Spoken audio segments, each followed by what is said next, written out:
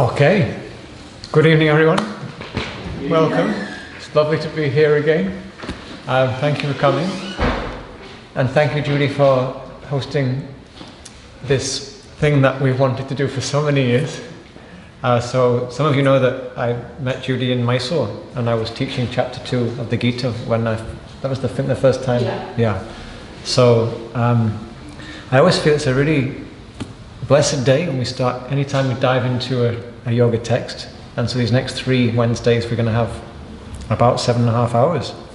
So my idea is that if we do this 3 times, so like 22.5 hours, we'll be able to do the whole of chapter 2. But these 3 Wednesdays we'll just see how far we get. And we'll see what our interest is particularly in. If we want to spend a bit more time reciting, if we want to just focus more on close reading of the verse, or want to just look a bit more globally, we'll just kind of, this evening we'll get a feel for how we're going to proceed. I've met most of you before, but some of you might not have met people, so we'll just, I know that so Liz and Terry will come in later, so when they come in we can just greet them by their name. Yeah. But now we can just, so I'm James, so we'll say our names back, so some of you, yeah, I'm James. James. Susan. Patricia. Natalie. Steve. Fiona. Samia.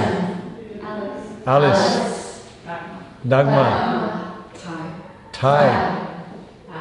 Anna. Nicole. Judy. Laura. Emma. Okay. A lot of you know each other, but some people are new. Shall we try all together? Yeah? James. Susan. Patricia. Natalie. Steve. Fiona. Samia. Alice. Dagmar. Ty. Anna. Judy. Nicole. Laura. Emma. Okay. So today we're going to introduce some other names. And these include Arjuna, say Arjuna, and Krishna. And we'll probably hear some other names as well. So just let's check. There's 3 sheets that I'm going to refer to today. One is this one that says Upanishads at the top. So it's not your eyesight, it's a little bit fuzzy. And one is the, I don't know, it's, I thought I was being really efficient. I did it in my sister's house where they have a flashy printer. But this one, the Bhagavad Gita one. And then we'll also look at the text later.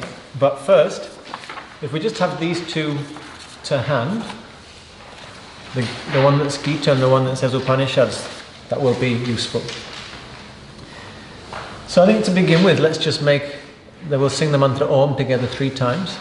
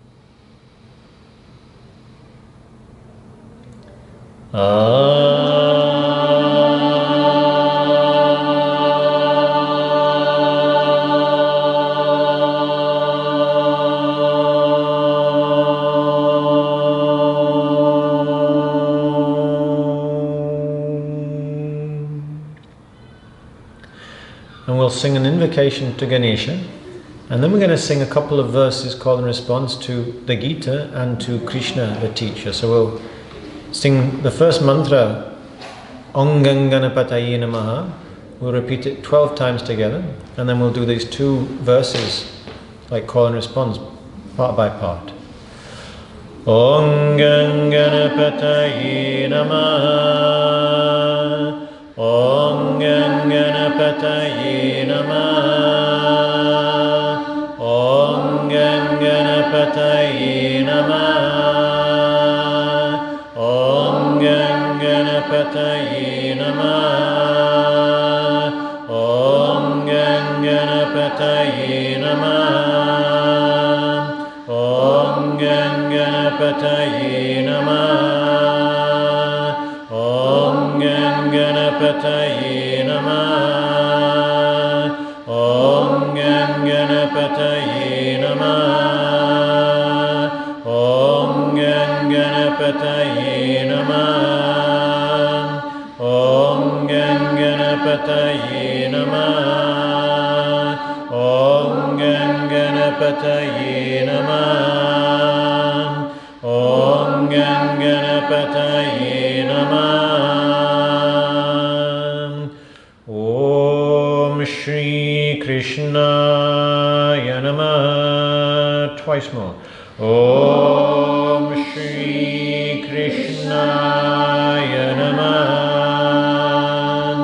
Om Shri Krishnaya Namaha.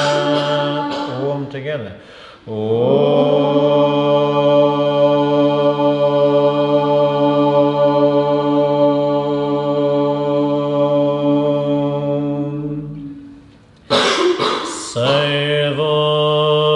Sarvopanishado, Sarvopanishado, Gavaha, Gavaha, Dogda, Dogda, Gopalanandana,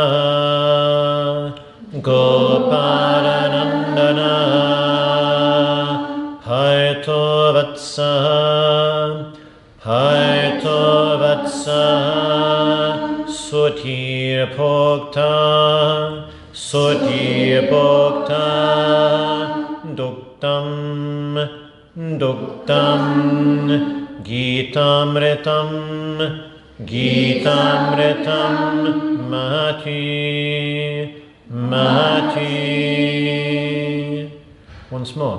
Sarvopanishado, Sarvopanishado, Gavaha, Gavaha, Dogda, Dogda, Gopalanandana, Gopalanandana, Parto, Parto, Vatsaha, Vatsaha, Sutir Bhokta, Sutir Bhokta, Duktam, Duktam, Gitamritam, Gitamritam, Mahati, Mahati. Om,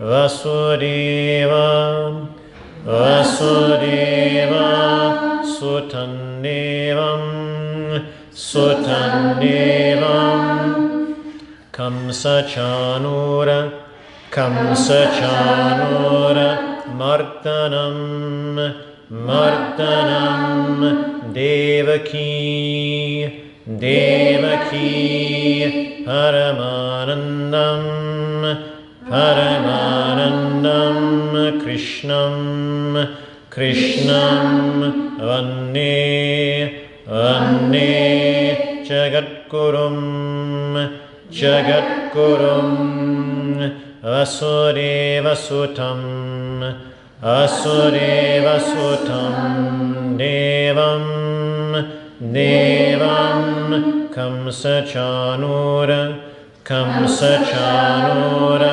Mardanam, Mardanam, Devaki, Devaki, Paramanandam, Paramanandam, Krishnam, Krishnam Vanne, Anne Jagatgurum, Jagatgurum. Om Shanti Shanti Shanti Om together. Om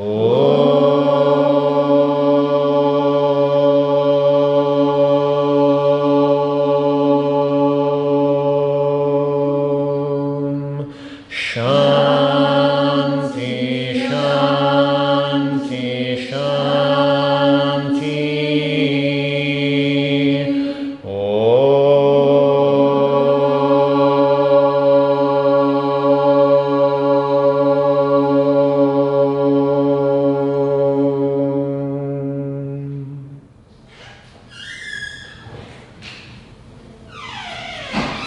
So, good evening everyone. Welcome Liz. Thank you. Hi, nice to see you. So, we've just sung an invocation, and we sung to Ganesha, and we sung to Krishna, and we sung a verse to the Gita. So first when we sing to Ganesha, Om Ganganapataye Namaha, what does this mean? Why do we do this? New beginnings. New beginnings, yes? Community. Union. So we could say that the whole aim of yoga is to bring everything into togetherness. Or, from a certain perspective, to make the whole field sing in harmony. And Ganesha is the energy that gathers together and brings into oneness or harmony or unity all the different parts.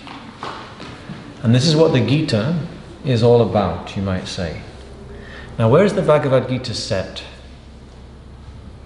On a battlefield. So there is not a situation in which togetherness and oneness is dominating. Instead, there is split. There is division. Now, what does Gita mean literally? It means song. And Bhagavan is a word for, yes, Tai? The Lord. Other ways you could describe Bhagavan. Bhagavan literally means that which is endowed with all the qualities of oneness and independence. So Bhagavan, this van ending, means who has, and Bhaga means who has all the qualities that does not need anything else.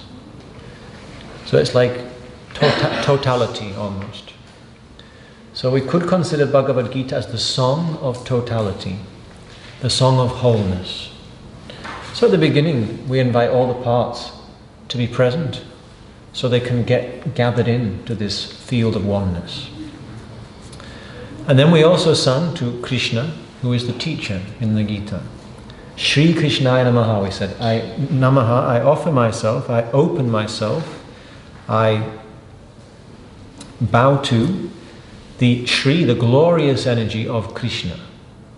Now, what does Krishna mean literally? Dark, yeah? So dark or black as an adjective or noun. And then as a verb, Krishkarshati means that which draws towards. So one way Krishna can be understood is as the black hole at the center of the universe, which gathers everything towards it. And at the level of the microcosm, Krishna can be considered as the wisdom that is always pulsating in the hidden cave or the dark recesses of our heart. And the idea is that the teachings of the Gita, the teachings that Krishna gives, these are the teachings of the conscience. And these are the teachings that are available to us when we open ourselves up to the illumination that our conscience is always offering to us. Because there's the idea that everything that is existing, apart from human beings, it's true to its nature. But human beings, we have this very particular capacity. They say in the Indian tradition, human beings have conscience. Our self-reflective awareness and our conscious awareness is a little bit vaster. than other creatures. Hi, Terry. And we have this choice to be ourselves or not. And we have the choice to listen to conscience or not. And they actually say in the Indian tradition, if you don't listen to your conscience repeatedly, then you will be reborn as an animal. So to make you appreciate more when you finally get back to a human birth.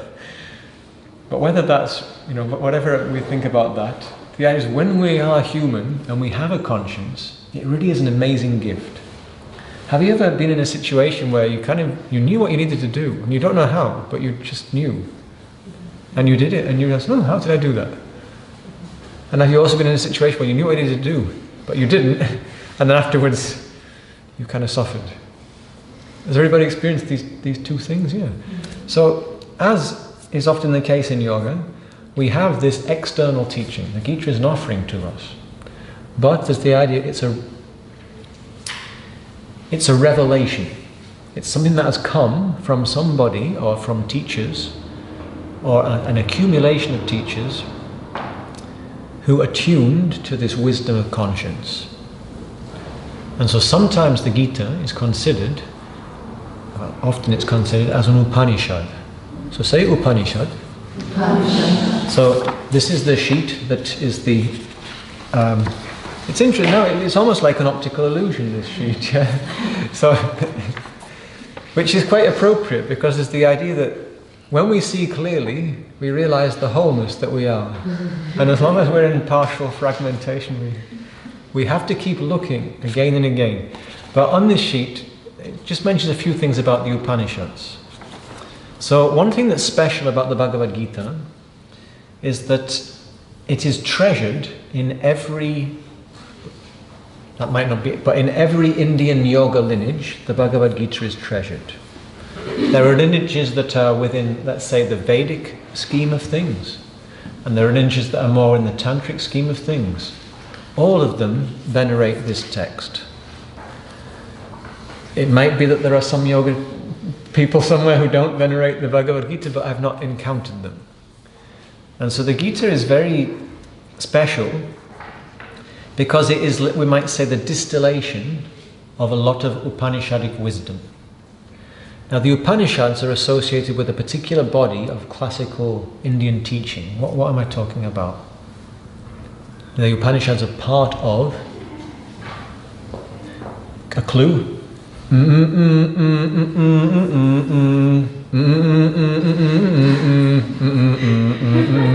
What's the tune? Say it again, Susan. Video, yeah. Video killed the radio star. So, if video killed the radio star, what body of text was I trying to hint at? Video. Veda, yes, Veda. That which is, so video is what you can see. Yeah? So Veda, what does Veda mean literally? Knowledge. Knowledge is one way you can describe it. Like many Sanskrit words, we can describe it in lots of different ways, but another way you can consider knowledge is that which you have seen, yeah? So one of the ways that, like one of the denotational translations of Veda is revelation. That which is revealed. In the sense that it's not an invented teaching, it's a recognized teaching. And so in the Indian tradition there is this idea of texts that are apaurushaya. Say apaurushaya. Apaurushaya. So apaurushaya means without a purusha. And a purusha can mean different things in different contexts, but basically it means a conscious individual. Like the English word person has come from this Sanskrit word purusha. So it's been created, or it's been given without a person. Now when I first encountered this idea, I was a bit perplexed, because I thought, well, but it's a text, yeah? So somebody had to write it down, you know? So how can you have an unauthored apaurushaya text? So when I was studying with my main Sanskrit teacher, the teacher with whom one of the teachers with whom I studied chapter 2 of Gita, the one that I spent the most time on it with, It was very beautiful when we did chapter 2 together, because we spent a lot of time on it. It's the most time I've ever spent with him. It's the first year that I studied with him. And he was explaining about the Vedic tradition and how the Bhagavad Gita is so significant within it. And so he's trying to explain this apaurashaya phenomena. And he says, well, James, it's like one of your people. Now, do you know what he means when he says your people? Because I am from the land which is terribly, painfully, ironically called the United Kingdom. But in India they know more as Britain, because he says it's another Britisher. Sir Isaac Newton. There he was, James. Well, how did the story go? Where was he? Under a tree. Under a tree. What an Indian image, don't you think? And what type of tree? Apple tree. An apple tree. Could have been in Kashmir. You have wonderful apples in Kashmir. You know, so many great rishis from Kashmir. There was Isaac, sitting under the apple tree on a beautiful autumn day, the season of mists and mellow fruitfulness. And there he is in a contemplative mood. And he's sitting under the tree, and what is he doing? He's doing the work of a rishi, a research scientist. Science, contrary to the things that certain famous public scientists spout, that science has only existed since Copernicus, or we've only had it for 400 years. The findings of many ancient traditions suggest that science is as old as human beings. And rishis, what did they do? They looked out at nature. So there's Isaac under the tree, and how does the story go? He's there contemplating the mystery of life, like a true rishi, like a true research scientist, and what happens? The apple strikes him on his pate, and when the apple hits him, what happens? He sees it, he gets it. The laws of motion that he saw, they were existing before he recognized them. They continue to exist after he sees them. And this is the idea of Veda. It's something that is recognized or revealed. Isaac didn't invent it, he saw it, recognized it, and then he set it down in a linguistic formula that was helpful for other human beings. And because it's helpful for other human beings, we still learn about the laws of motion at school. We still use these in many contexts because they're very helpful within certain parameters. Similarly, within the Indian tradition, there's the idea that Veda has persisted, has continued to be of interest for people because it reveals truths of reality that can be very helpful in different situations. Now, the Upanishads are that portion of the Vedic literature. It's the later portion, and it's specifically concerned with yoga. In the Veda, there's basically two main thrusts or main focuses. One is how to live happily, harmoniously, and prosperously in the world. There's that once you're living happily, harmoniously, prosperously, and peacefully, once you have enough food, and once you have a relative stability in your society, you're not constantly on the defensive, then they say it's altogether natural, when you're a human being, with this amazing gift of self-reflexive awareness, that you start sometimes, or these questions come to you, what's it all for? Where am I from? What's really going on here? Have you had moments like this? Yeah? It just happens to a human being. And so then, once we've kind of found a way to maintain a decent level of prosperity and harmony in society, the natural question is, well, how do I actually realize the true depth of life? How do I fathom who I really am and what I'm really made of? And so the Upanishads is the section of Vedic literature that's particularly concerned with that. Now, I'd like to now look to this sheet, and we can do the visit to the optometrist. We can do a little check. Can anybody read the first line on the Upanishad? To sit down under sage and seeker, seer and seeker. So to sit down near, Near, yeah. sage and seeker. seer and seeker. So it's interesting that in the word seeker is one who is seeking to see, one who's trying to see. Yeah? And this is the idea of the yoga student. The very first teaching in the Bhagavad Gita, does anybody remember it? We might have mentioned it on previous gatherings. Yeah. Look, yes. In Sanskrit, pasha, say pasha. So the first imperative verb in the Gita is look. And we could say the basic practice in yoga, sometimes I've said it's stop, look and listen. But we have to learn to keep looking in ways that reach beyond our habitual ways of looking.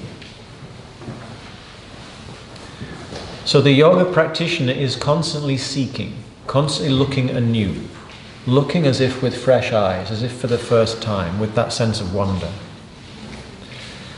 So the Upanishads, what does the next line say?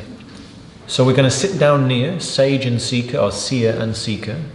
Next line says, see what remains. So it says rishi and shishya. So the Sanskrit word rishi is the one who sees, and shishya is the one who is seeking. Now it's interesting, seer and seeker, notice how it sounds the same. Rishi and shishya, notice they're the same shish.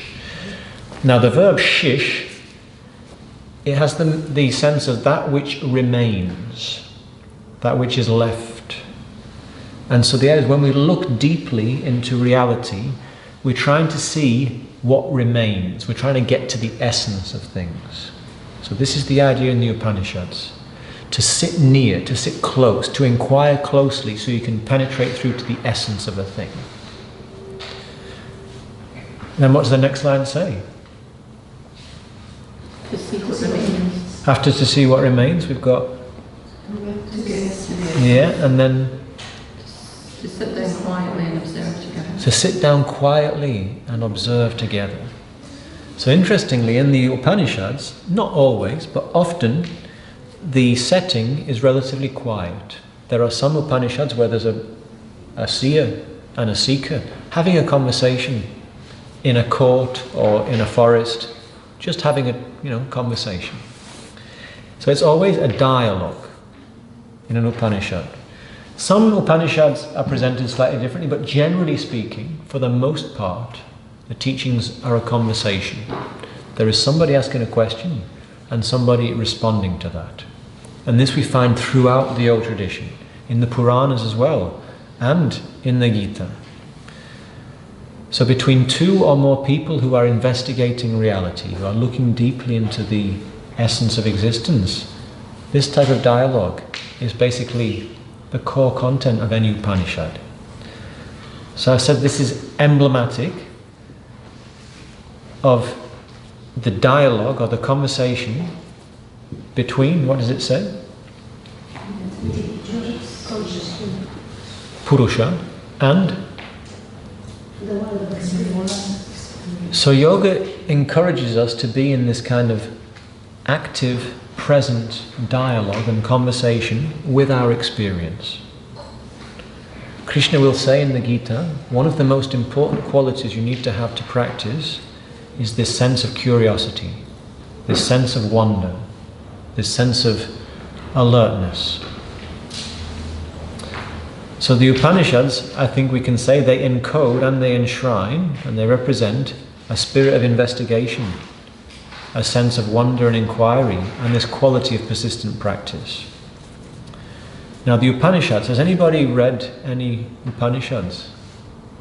You have read some Upanishads, Judy. Tell us about what it's like to read the Upanishads.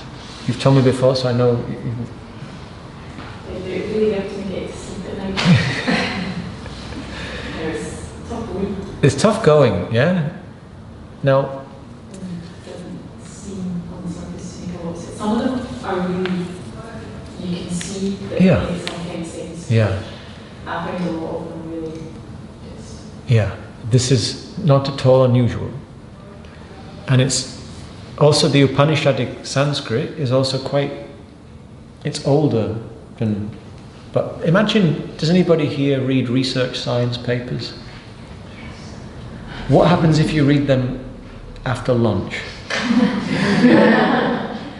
Do you have the same type of experience as Judy had with the Upanishads? Yes?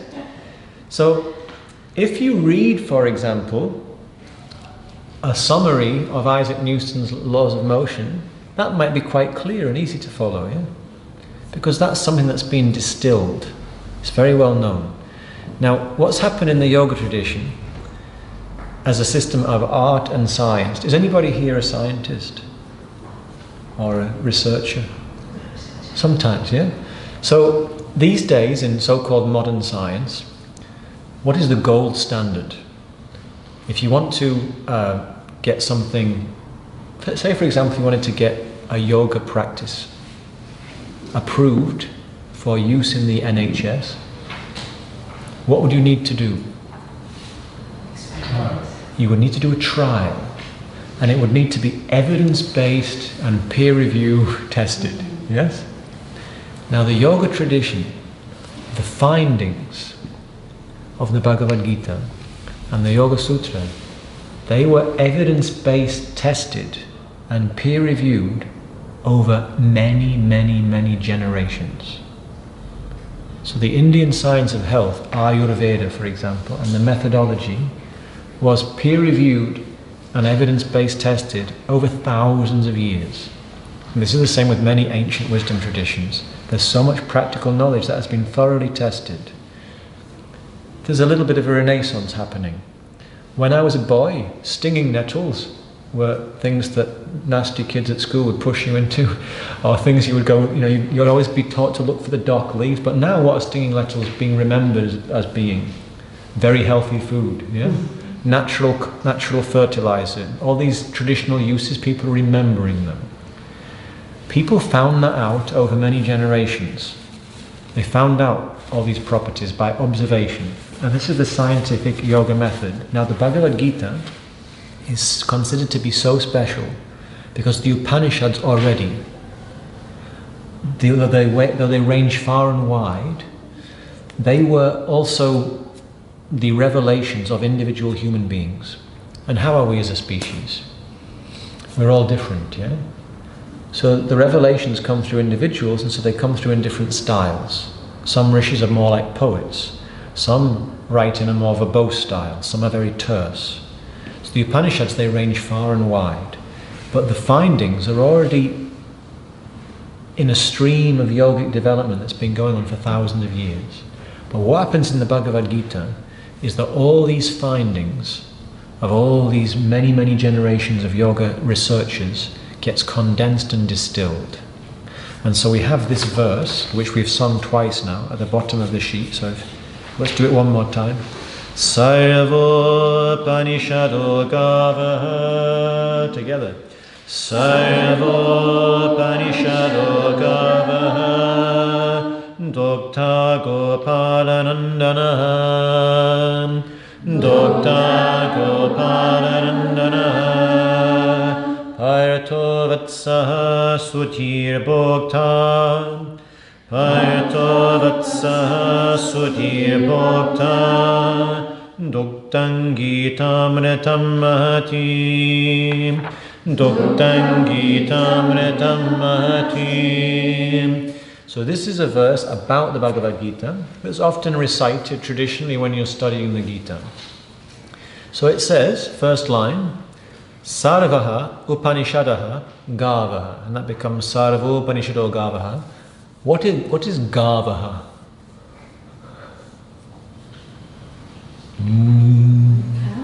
The cows, yeah? So Go Shabda in Sanskrit means cow, and the plural form, Gavaha. So all the Upanishads are like the cows. Now what does that mean? It means a lot actually, but what does it mean? What might it mean? Generous? Yes, definitely. Generous, and they have a lot to give. Yeah. Generous for sure. What else? Who has been to India? Now cows, a special animal, yeah? Revered. Very revered. Why is the cow revered? Because it gives everything. Because it gives, yeah? And who does it give to? It doesn't just give to its own young, it will share the surplus, yeah? What is cow famous for? What are cows like? In Sanskrit, cows are famous for something. Now this is an old verse, yeah? Let's imagine now, you are a cow living in South India a couple of thousand years ago, when there are as many people, where there are fewer human beings on the whole planet than now live in the city of Mumbai. Just 2,000 years ago, or just 2,500 years ago, fewer human beings on the whole planet than now live in any of the biggest cities in the world. Now, you're a cow, and you live in India, where you are the most revered animal of all. And you live in India, in the tropical part of India, and there's not many humans. How is your life? Hot. It's warm, yeah, but it's not that hot, because back then, what was the land covered with?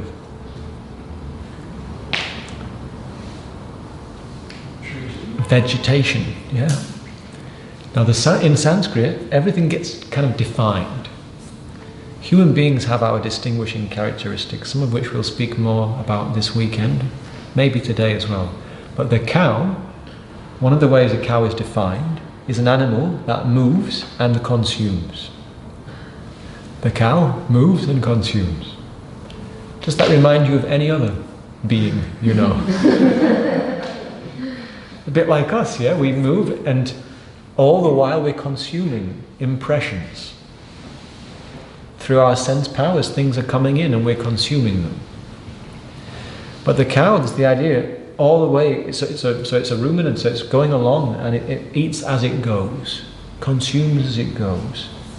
Now imagine you're there in the land that we now call India, a couple of thousand years ago. All of this lush vegetation all around.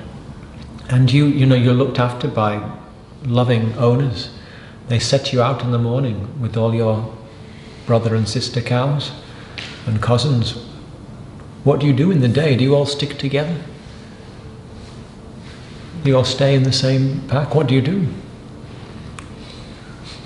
There's so many varieties of herb and plant and fruit. You graze and you roam, yeah, far and wide, yeah. And some of the cattle, they're not cattle because some of the cows, they're particularly attracted by that, those herbs over there, and by the end of the day they've wandered all over the place, yeah, they've scattered far and wide. Is this true? Does that make sense? Yeah. So this is what the cows do. Now as they roam far and wide, where are they roaming? They're roaming in vast fertile realms.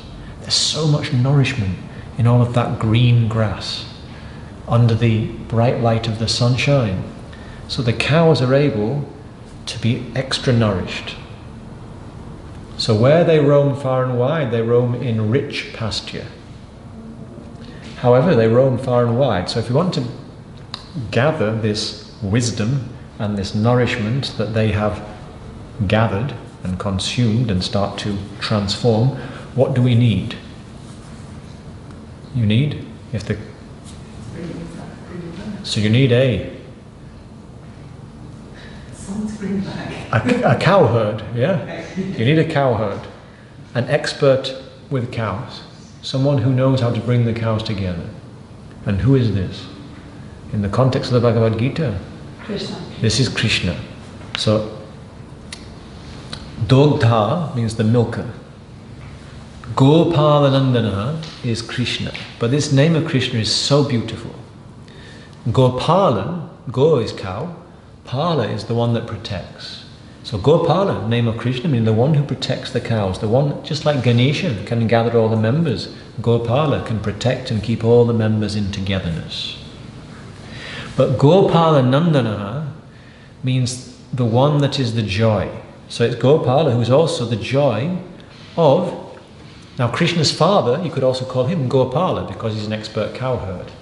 So Gopalananda means the one who is the joy of his parents, the one who is the joy of the cowherding community, the one who makes the whole family and the whole community rejoice who brings joy to them. So Krishna is not only an expert milker of the cows, but he knows how to share that milk in a way that it nourishes the whole group. And this is the teacher in the Gita. So we have the cows who've got all of their vast knowledge from roaming through the rich pastures of nature. We've got an expert milker. What do we next need? The cow, even though she is generous, if she's going to give her milk, what do you need? Something to carry them. A vessel. Yeah, you need a vessel to contain the milk. And Something to drink. somebody to drink it. Yeah, somebody to drink it, or it might spoil. And before the cow will fill the bucket, what needs to happen first? She needs to feed the baby cow, the calf, yeah? Now, in the Gita, the receptacle, the vessel, and the calf is one person. And who is this? Arjuna. Arjuna. So Arjuna is Krishna's dear friend. Krishna and Arjuna love each other. Now Arjuna is in great need. So the teacher's there, Krishna, he has all the knowledge from all the cows, he's gathered it all in, he knows how to do that.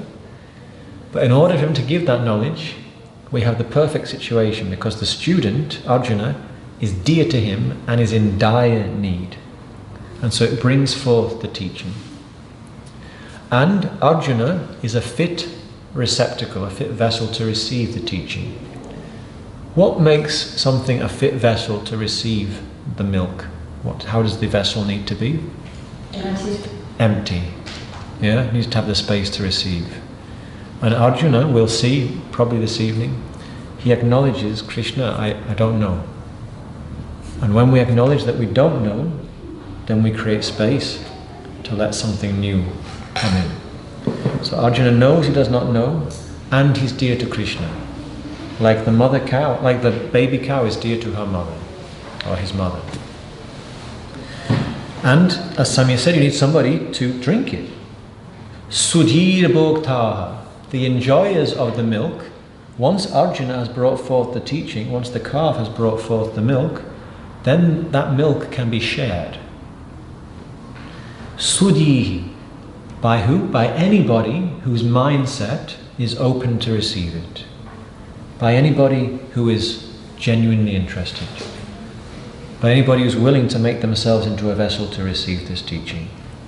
So Krishna's teaching, the idea is it's for all of us. Dugdam Gitamritam Mahata, and how is the teaching? Dugdam, that which is milked. Gitamritam, Amrita, it is like this nectar. Mahat, this great nectar of the Gita. And Amrita is also deathless. So the idea is this is the summation of the Upanishads. The Upanishads were seeking to get to the essence of things. And here in the Gita we have the essence of the essence. And chapter 2 is considered to be the cream of the essence. So we're going to do the cream of the cream. It's the most distilled teaching. Chapter 2 is basically an overview of the whole teaching. Krishna gives everything at the beginning and then elaborates it a bit more. So this is what we're going to focus on in these sessions. We're going to look at chapter 2 in more detail. But this verse, we'll sing it at the beginning every time. And this idea, the Gita is drawing together all the Upanishads. What does that mean? This is the fruit of millennia of accumulated yogic wisdom. Sincere seekers have researched for thousands of years, and generation after generation they've passed down their findings. And by the time the Gita gets put into poetry, this is a distillation. Does that make sense? So we can read the Upanishads. If you want to read the Upanishads,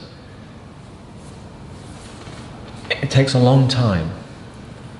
Probably 25 years to get the Sanskrit to the level you can really read the Upanishads.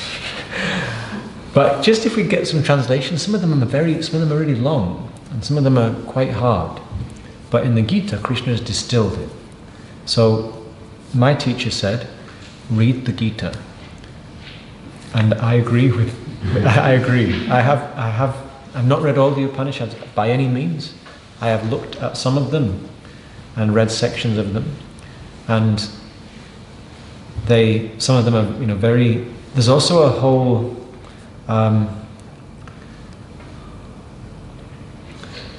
cultural setting which is more pronounced. Like the Gita, the setting of the battle, I think is not so difficult to relate to.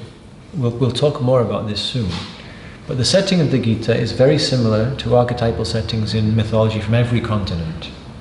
In the Upanishads there are some images that are very important, are very particular to the Vedic context. So some of the Vedic sacrifices and the, let's say, ceremonies that they did, a lot of the imagery that's used in Upanishadic literature is very closely related to that. So it's not so easy to translate to our setting of life. But the setting of the battlefield is very easy to translate to everyday life. As we'll see, we now look at this sheet. Now when I first encountered the Bhagavad Gita, I'd been studying yoga with my meditation teacher called Larry. And Larry had been instructed to teach us, a group on a yoga teacher training program, the Yoga Sutra. Now Larry had studied with Maharishi Mahesh Yogi and later with Swami Laxmanju, and the Yoga Sutra had never been a text that they had focused on. With Maharishi he studied a lot of Vedic literature, Puranas, Ramayana, and a lot of the Gita. And with Swami Laxmanju he studied a lot of Kashmiri yoga text and the Gita. But when he talked about the Yoga Sutras, it was incredible, they came so alive. And after the teacher training program, a few of us wanted to continue studying with Larry. And I wanted to, we'd kind of done an overview of the sutras. So there were a small group of us wanted to do the sutras thoroughly, and then we did. For more than a year we would meet once or twice a week and we would study the sutras. And then once this request had been fulfilled, a couple of people said, can we study the Gita? And Larry said, that's what I've been waiting for. James, if you like the sutras, you're going to love the Gita. Because he knew I liked poetry and literature, and the Gita's a poem. So a poetry has this capacity to distill a lot of information and to reach out in lots of different directions, but it also has a different quality and feel to a text like the sutras, which is a little bit dry, you might say, which is more pared down. It's more of a mnemonic. This is its own richness, you might say. So I'd heard from Larry, you think the Yoga Sutra is practical and really helpful in day-to-day life? Wait till we do the Gita. I'd heard from other people, the Bhagavad Gita is the greatest spiritual text ever written. I'd heard this from several different people. So what did I do? I asked for the Bhagavad Gita for Christmas. And I received a translation of the Bhagavad Gita for Christmas. So it's Christmas Day. You've exchanged your gifts. The meal is all, or everything's in hand, or everything's in the oven finished. But it's going to wait while all that roasts, whatever. What do you then do Christmas morning? You've exchanged the gifts. You open the presents and then you play with your new toys, yeah? So I go up to my bedroom and I play with my Bhagavad Gita, open, chapter 1. Never mind the introduction, let's dive straight in. Now when I was a young boy, I read not the whole, but a lot of the Bible. About half of the Old Testament, half of the New Testament. But there came a point where I just had to stop. Do you know why? Just too many battle scenes and too many lists of names. Again and again a list of names. Battlefields. I'll read some Roald Dahl, different type of story. So all these years later, Christmas Day, chapter 1 of the Bhagavad Gita, what do I find? Battlefield and a list of names. And I think, again, I must be missing something. But fortunately for me, just a few weeks later, I started studying the Gita with Larry. In the first talk, he gave a little bit of an overview of the setup, and he explained who this battle is being fought between. And the battle is taking place on a kshetra. Say kshetra. Kshetra. Now kshetra means field in Sanskrit. And the idea in Sanskrit is this is the field. This is the field of our experience, the microcosm of our amazing body-born conscious vehicle. Now, have you ever experienced part of you wants to go in one direction, another part of you wants to go somewhere else? Perhaps another part of you wants to go somewhere completely different to both of those ideas. Has anybody not experienced this? So we've all experienced the reality of being split or torn or fragmented. Yeah? So the idea in the Gita is let's unify the field, because this battle is between these different parts of us that seem to be working in different directions, that seem to be not headed in a unified way but pulling us apart. And these two sets of armies that we find on the battlefield when the Bhagavad Gita begins, they are headed by two sets of brothers. One set of brothers is called, we can see on the right here, the Pandavas. Say Pandava. Pandava. And they're the sons of Pandu. And on the other side, we have the Kauravas. Say Kaurava. Kaurava. And the Kaurava, you can see underneath, we've got the word Kuru. Now the Bhagavad Gita is given Dharma Kshetre Kuru Kshetre, on the field of Dharma, the field of Kuru. Now Kuru comes from the Sanskrit verb root kra, which is the verb to do. So literally Kurukshetra is the field of action, the field of life. Life in which action is always inevitable. We cannot but act. If I choose to not do something, that itself is an action, it's a choice, yeah?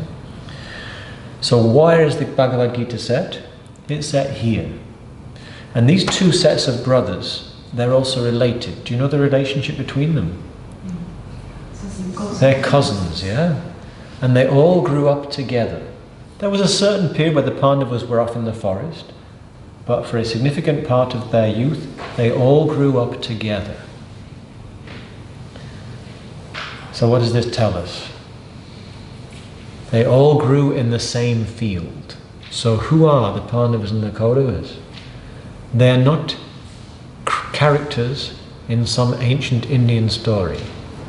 The Pandavas and the Kauravas are the perennial residents of the field of a human being.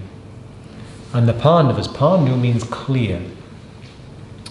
So the Pandavas represent the gifts of conscience. That which is going to help us move in the direction of our deepest longings, of our soul's longings. That which is representative of our conscience when it's able to reach us clearly. The Kauravas, on the other hand, they are the tendencies born of action. So as the idea in the Indian system, whenever we do something, it leaves an impression. And this impression then brings forth a type of desire. So we have this cycle of desire, action, impression. Desire, action, impression, the wheel goes around. We do something, action, it leaves an impression. If the impression is agreeable, what type of desire does that beget? I want more. If the impression is unpleasant, then we want less or to avoid. Yeah? And this is what's called karma bandhana. Say karma bandhana. Which means the binding influence of action. And so one of the main aims in yoga is to free ourselves from the binding influence of action. Now the Kauravas, so we could say they represent the force of our habits. They represent the familiar comfort zone. Even if it is decidedly uncomfortable. Have you noticed ever in yourself, or perhaps in loved ones, that there are patterns which are causing a lot of suffering, but they're so familiar, it's hard to change them. Yeah? This is the Kauravas. Basically the Kaurava are the force of habits, but habits that are no longer aligned with conscience. So it can often happen in life. Perhaps at a certain time we do something because it's the appropriate course of action, it's very helpful. Maybe when we're 10 years old or 20 years old or 30 years old, we choose a way of behaving or we set a course. But as the years go by, everything's changed. And that particular orientation is no longer heading in the direction that our soul really wants to move towards. Because things have changed, yeah? If life, we could say, is like a journey across the ocean, the currents and the winds are unpredictable. So we might set our course at a certain stage in life, and we're moving in an authentic way, in a way that is representative of our deepest desires. But then the wind changes, the currents change, and we find ourselves, that trajectory is no longer carrying me where I want to go. And so we have to reassess. Does that make sense? But the Kaurava, the old pattern that has already been in motion for a long time, what does that have? It's got a binding hold. There's the idea in the Indian system that everything in the realm of creation has three qualities. What am I talking about? Gunas. The gunas, yeah? Sattva, say sattva. Sattva. Rajas. Rajas. And tamas. Tamas. Or satguna, rajoguna, tamoguna. And sattva is the quality of the existence of a thing. It's essential quality. It's pure existence. It is. Sat is from the verb to be. So sattva having the quality of existing, its pure essence. But everything that exists in the realm of nature, what does it also have? What is nature? Nature is that which is born and grow, born and will sooner or later die, and in between those two great changes we'll experience constant change. So Rajoguna means movement, activity, energy. Everything in nature that exists is moving, is vibrating, is subject to change. Is this true? However, even though everything that exists is subject to change, it also has tamoguna. And tamoguna is basically the quality of inertia. Once something has taken a certain form, that has momentum, that has energy, that will persist. Eventually it will fade away and decay, but it has a certain energy. And so there is the idea, and we'll speak more about this weekend when we get into the sun, the first step is half the journey. As soon as something is set in motion, it has inertia. So our habits, is it easy to change them? Sometimes not, often not. And so that's why, that's one of the reasons why the Gita is set on a battlefield.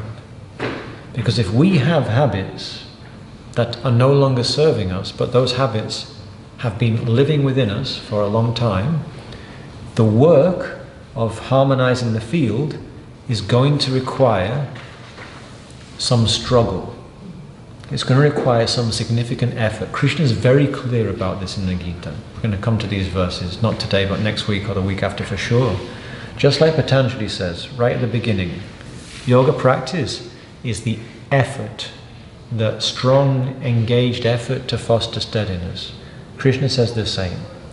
It's very easy to get distracted. You have to be really on it to practice yoga, he says. And so it's like a battle. And this is why we have the motif or the archetype of Arjuna as the warrior. Because in order to practice, you have to have that steadiness, that persistence, that vigilance, that energy and commitment of a great warrior.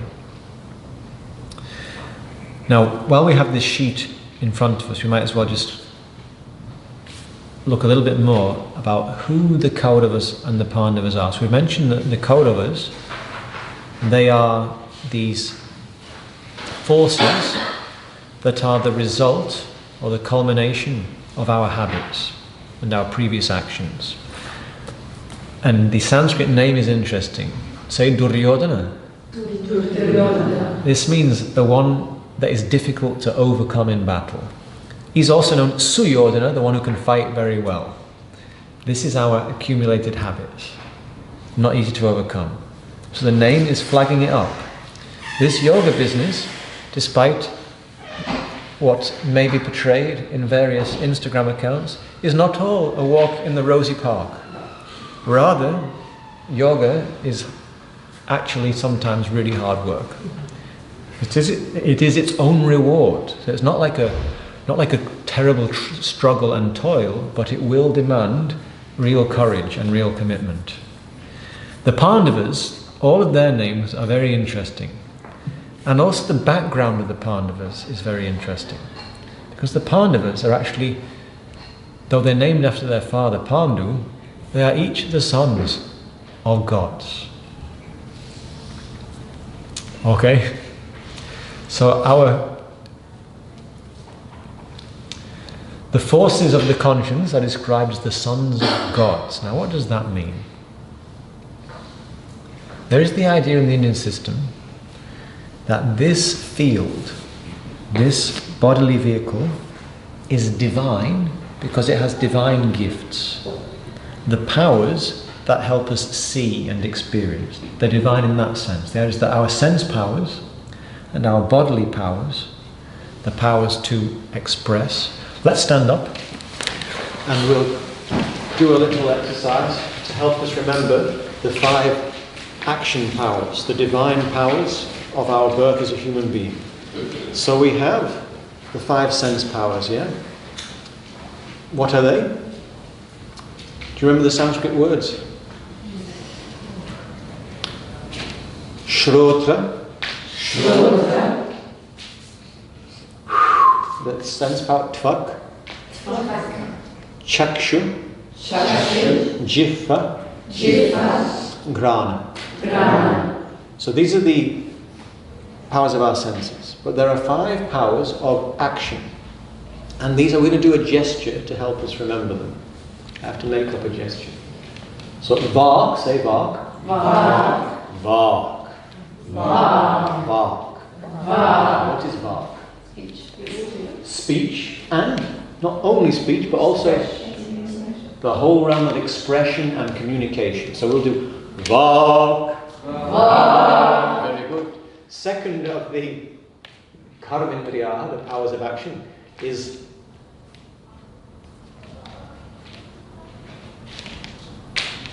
what is this? What am I showing off? Look at me, I'm a human being, I have the opposing thumbs, yes? So, pani, say pani. I can pick things up, I can put things down, I have a really rather vast realm of dexterous manual capacities or abilities as a human. Would you agree? We can fashion tools, we can do all sorts of things, we can pick things up and put things down. As well as physical objects, what else can we pick up and put down? Habits. So this is the Gita. Through the practice of yoga, we can come from a place of dissonance, habits that are not allowing the whole field to sing, to a place of greater harmony. Similarly, as we express ourselves, we can notice our habits more. We can actually say, oh yeah, I've been stuck here. So these powers not only help us see, they help us see more of who we really are. Now we have our expressive capacity, Vak. Vak. We have Pani. And we have, let's now do a little dance. And this is representative of, I'm a human, so I can dance around. This is representative of our locomotive capacity called Pada. Pada. Because when we're a human being, we have this capacity for bipedalism. Yes. We can walk long distances. These are distinguishing characteristics of the human. As a mover, what's special about human movement? Lots of different ones. We're very diverse. You know, put us in the water. Does anybody like swimming? I really like swimming. Have you ever swum with a seal? Or a dolphin or a tuna fish?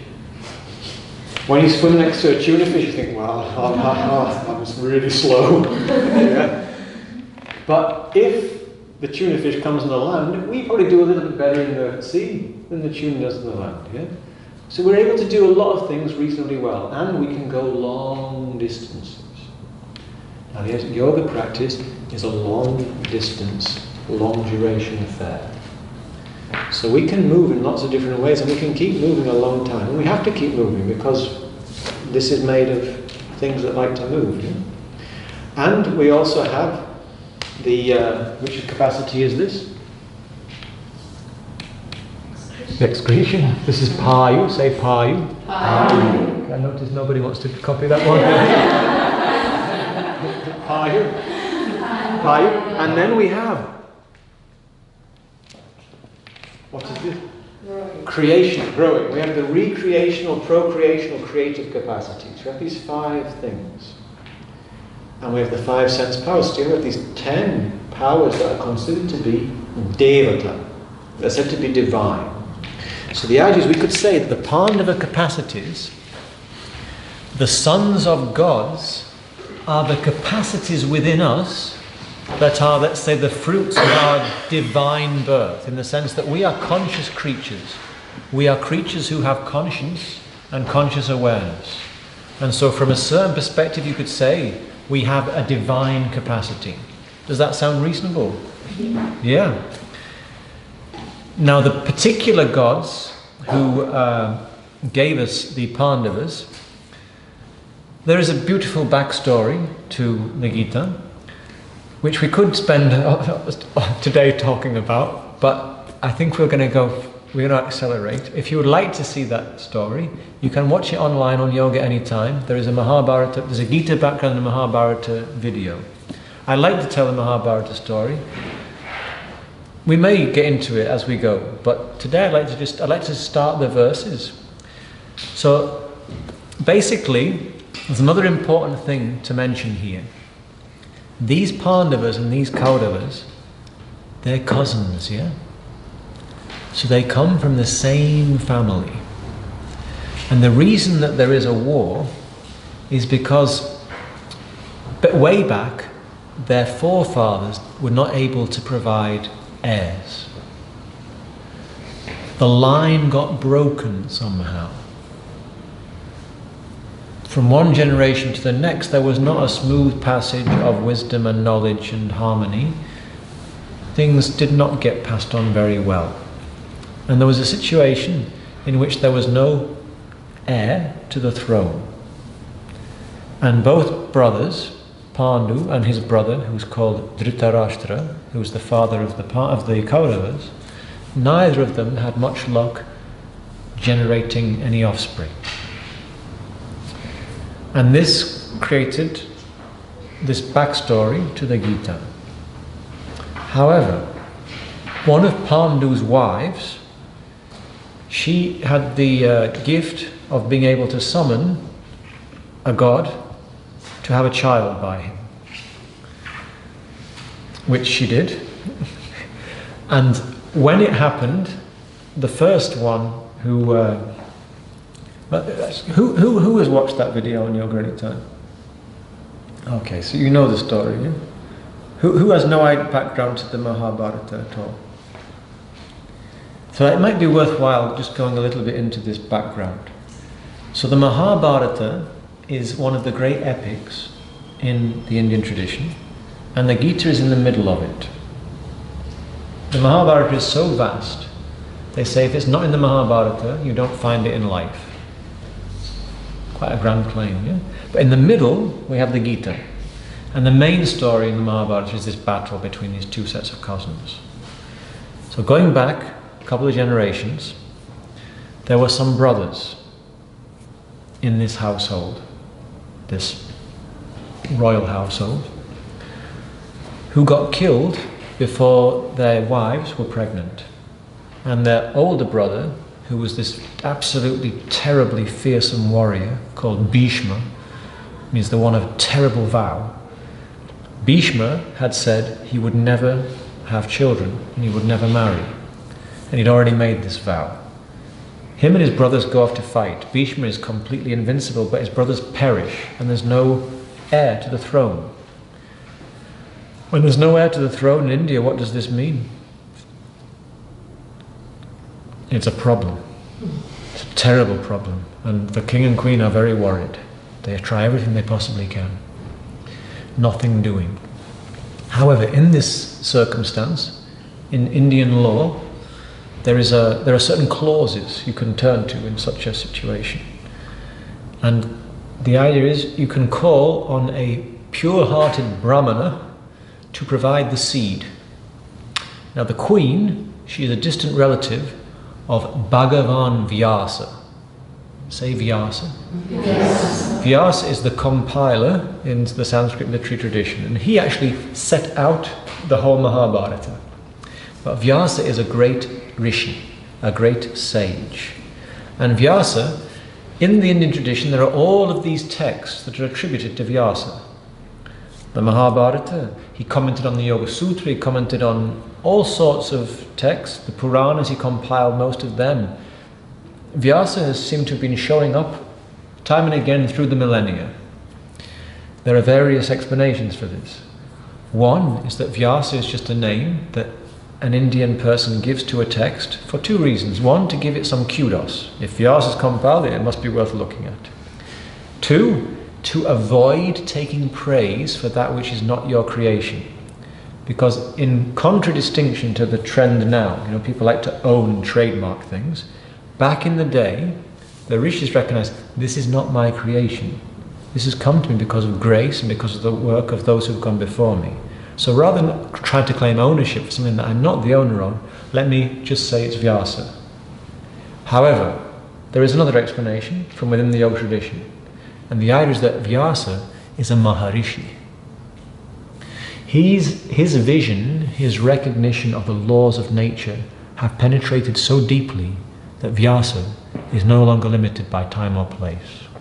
And Vyasa can take incarnation anytime he wants to pen something useful.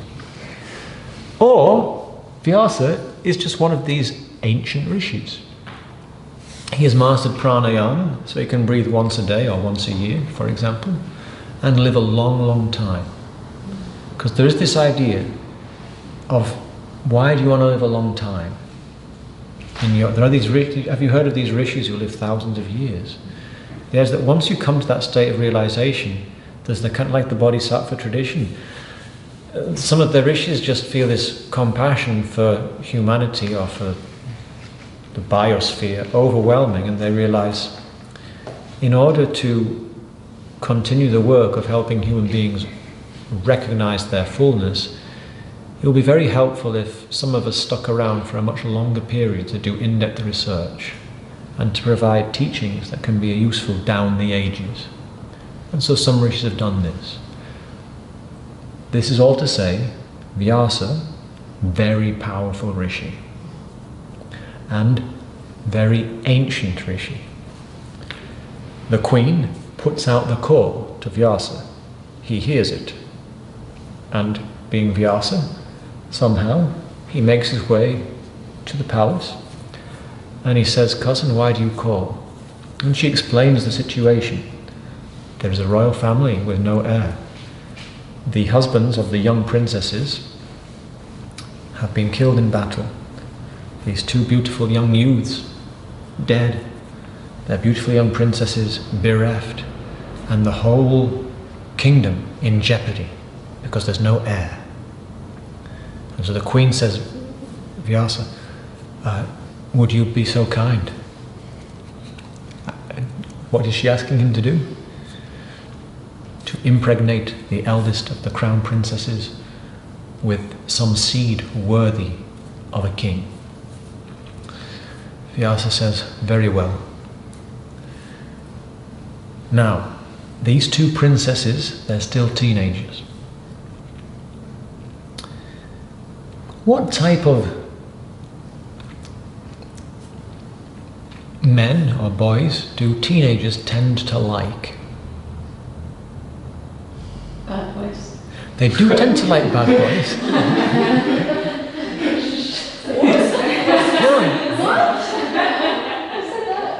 Yeah? And what's the other type of boy they like? Good looking. Good looking, yeah?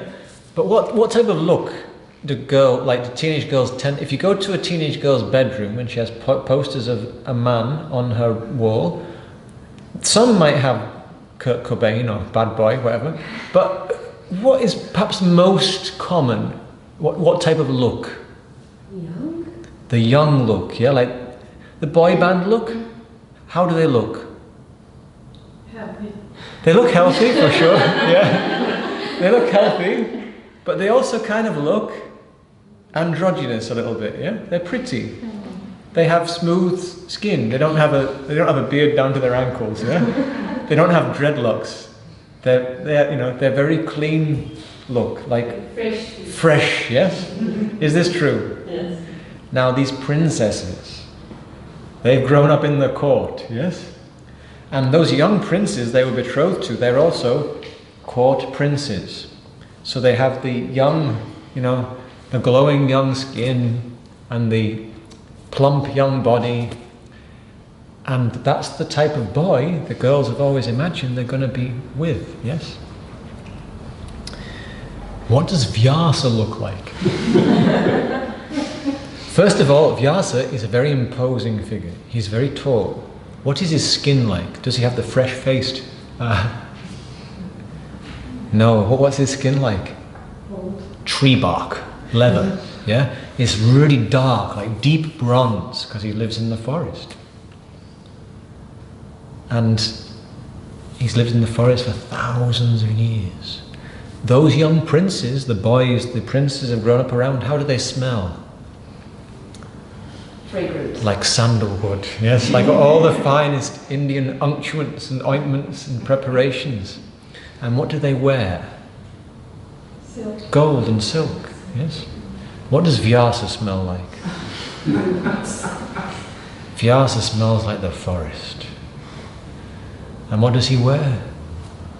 Bark clothing, like just, he fashioned his clothes from the plants in the forest. That night, the Queen Mother tells the oldest girl, tonight is a great night for you and for our family. Vyasa enters the bedchamber. And what happens? The crown princess is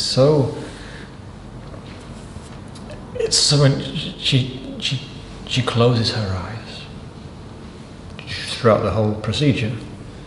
Next morning, the Queen Mother asks Vyasa, she says, yes, she's impregnated.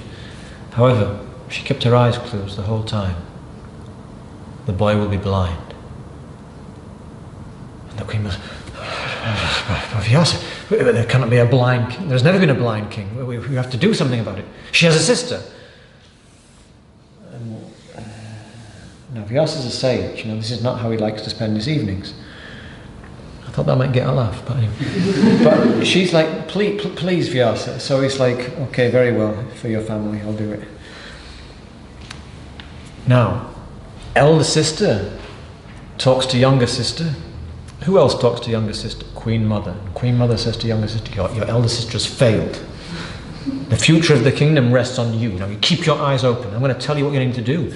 And she's going to tell you what you need to do, okay? So the Queen's very angry now because she knows that the fact that Vyasa is going to consent twice is already a lot. This is the last chance. So she tells the girl, you keep your eyes open. But who else speaks to the younger sister? And what does the older sister do? She puts the fear of God in her, yeah? So anyway, the younger sister is preparing for the night and she's being helped by her maid servant, yes? Because she's a princess, she has a servant. Sometimes, servants have a different type of upbringing to the princesses, yeah? The young princess she's scared half to death. And her maid servant says, do not worry. You will have a lovely time. You are blessed, my lady. A sage. Oh, you are a lucky lady. You think so? Yeah, yes, I am sure. And the young princess looks at her maidservant and says, well, people always say we look alike. And the maidservant says, do they? Yeah, you've heard that. I just had an idea. And the maidservant, What do you mean?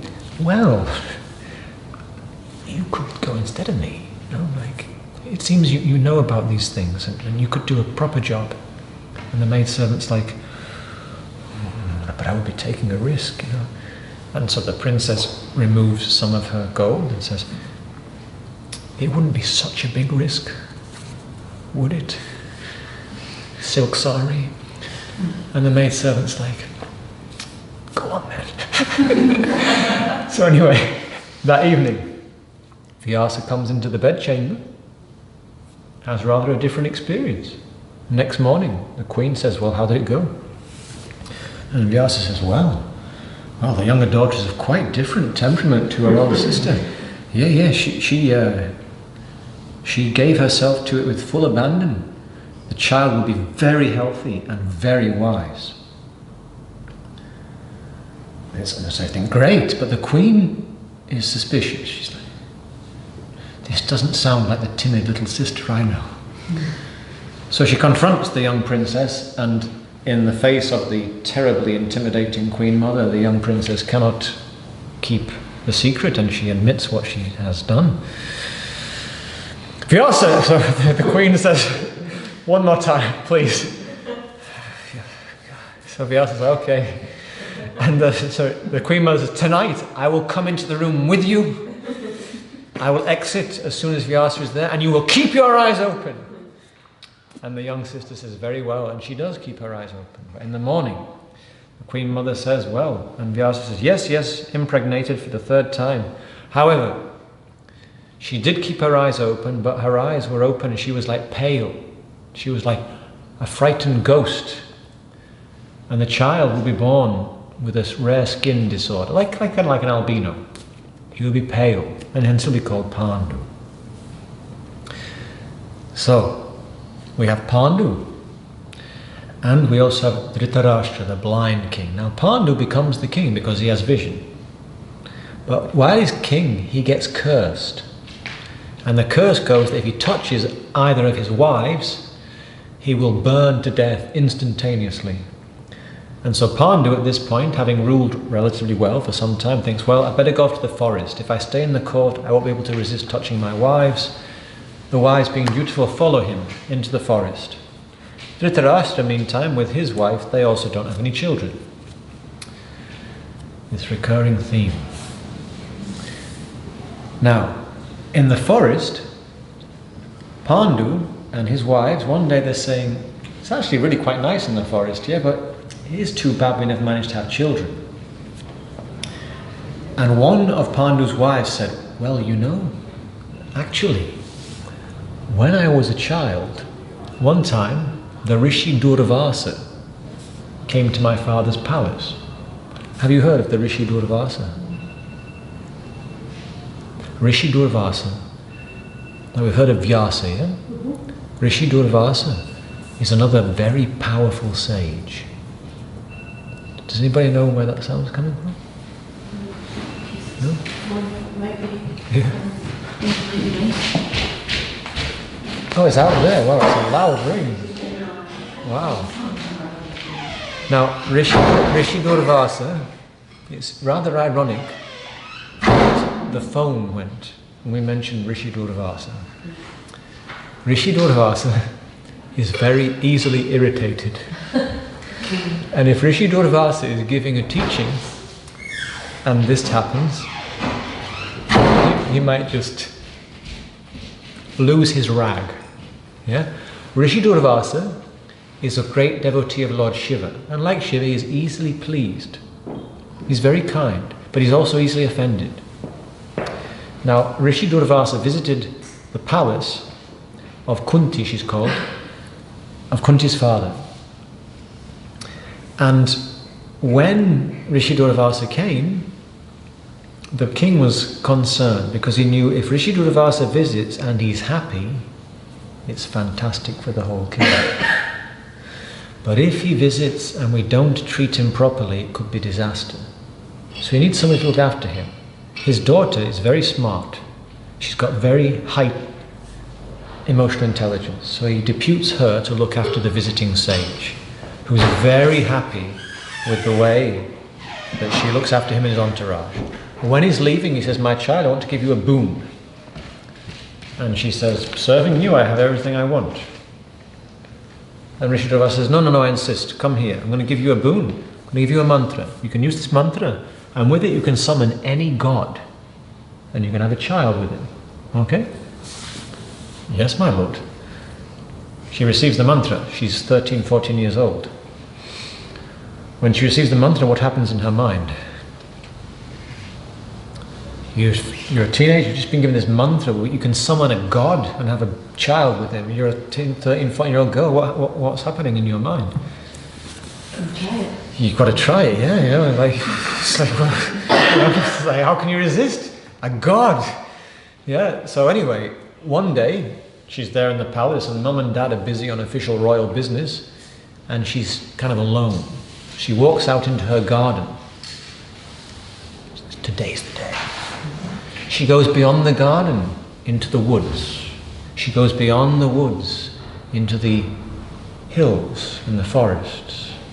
And she's thinking, yes, today's the day. Oh yeah, I can't wait any longer. He said it would be like the gestation period would be very quick. And once I give birth, I'll be a virgin again. I shouldn't be afraid, let me know. She's walking through the forest. Who will it be? Which god? So many to choose from here. She thinks, who can it possibly be? She's walking through the forest, and a sunbeam is penetrating through the forest canopy, and she thinks, oh yes, that's it. So who does she summon? Surya, the sun god.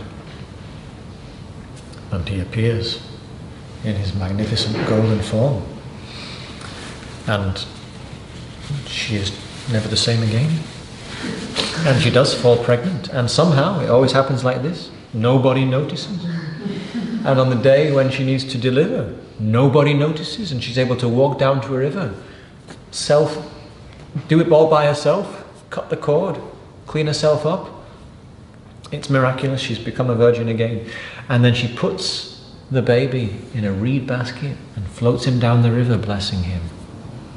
And this will become Karna, who will become he will fight with the Kauravas, he will become very close to Duryodhana. But all these years later, they're there in the forest, and Kunti says, well, yeah, I have this mantra that when Rishi Durvasa came to visit my father's palace, he gave me this boon. Does it work? Oh, I don't know, I never tried it. Do you want to? Well, yeah, let's do it. And so she thinks, okay, this is for the kingdom. So who she's going to summon?